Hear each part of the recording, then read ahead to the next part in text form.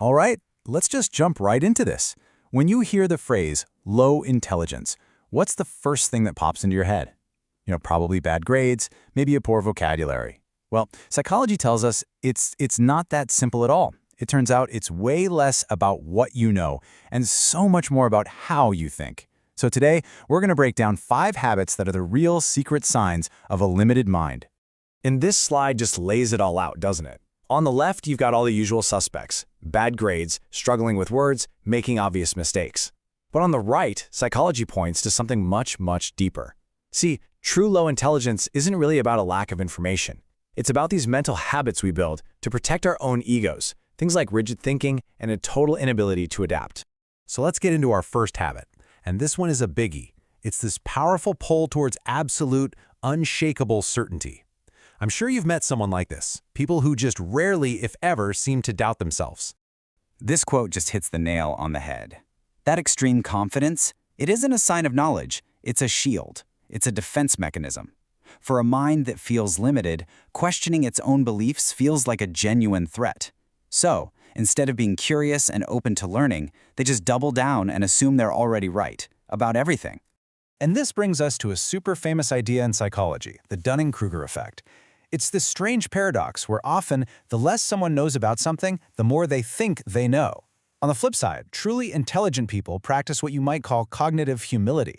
They are completely comfortable saying those 3 magic words: I don't know. Okay, let's move on to our second habit, and you'll see how this one builds directly on the last one. This is the habit of seeing the entire world in black and white. There are absolutely no shades of gray. And here's the crucial thing to understand. This isn't really a choice for them. When a mind can't handle nuance or complexity, it's literally forced to boil everything down into these super simple absolute terms, just to make any sense of it. Their world becomes small because their thinking is small. And you can really see the split right here. On one side, you've got these rigid, absolute words, always, never, all good or all bad. And on the other side, well, you have reality, which is messy and full of nuance, middle ground, and subtlety. The exact things a rigid mind just can't seem to process. So, there is a name for this, right? Psychologists call it cognitive rigidity. And it's exactly what it sounds like. It's the inability to mentally flex or adapt when you get new information or when the situation changes. It is a massive roadblock to learning and growing as a person.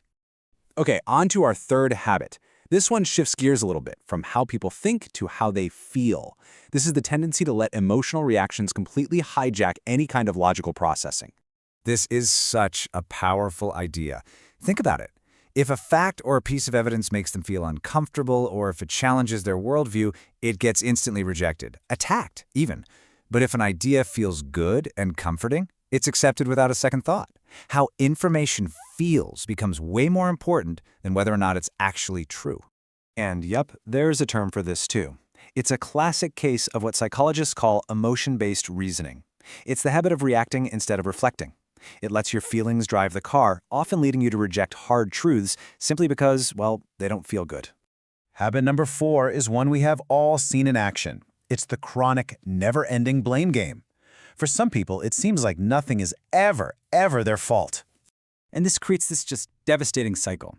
So, step 1, they fail at something. Step 2, they immediately point the finger at someone or something else.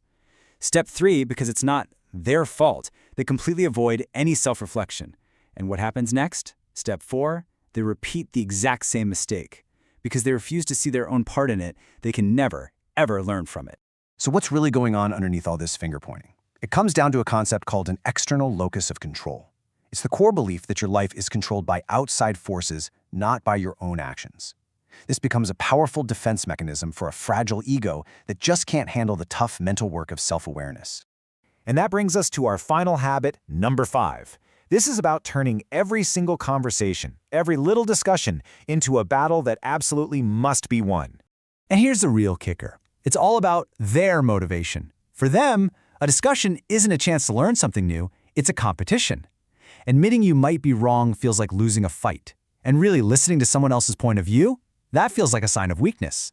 This is exactly why you'll see them constantly interrupting people, dominating the conversation, and just getting louder and louder while saying very little of actual substance. They fundamentally mistake being the loudest person in the room with being the smartest. So there you have it. Let's just run through them one last time. We've got extreme certainty, black and white thinking, emotional reactions, chronic blame shifting, and finally, arguing to win. These aren't just little personality quirks. They are clear, recognizable patterns of rigid defensive thinking. But here is the most important takeaway from all of this. Intelligence isn't some fixed trait that you're just born with and stuck with forever. As this slide says, it's dynamic. It's a collection of our cognitive habits. And you know what the best part is? Habits can be changed. Which leaves us with this final question to think about. If true intelligence is really the ability to adapt, to learn, and to change your mind when you see new evidence, then who is truly unable to change? The person who can't, or the person who just won't?